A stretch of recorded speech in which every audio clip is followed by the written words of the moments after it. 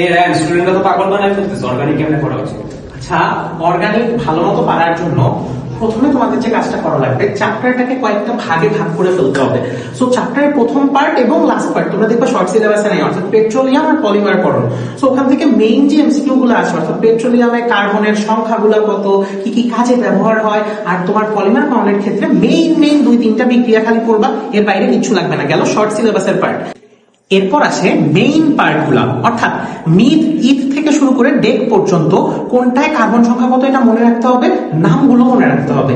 এরপর আসে হলো অ্যালকেন, অ্যালকিন, অ্যালকাইন, অ্যালকাইল হ্যালাইড, এই চারটার সবগুলা বিক্রিয়া করতে হবে।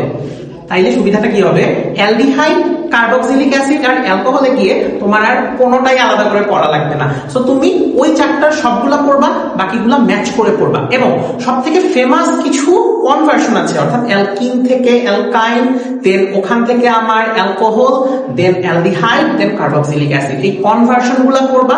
আর নামধারী বিক্রিয়া আছে কিছু বইয়ে, ওগুলা মনে রাখবা। তোমার অর্গানিকের যত ধরনের প্রবলেম আছে, সিকিউ, এমসিকিউ, শর্ট কোশ্চেন, সবকিছু কভার হয়ে যাবে।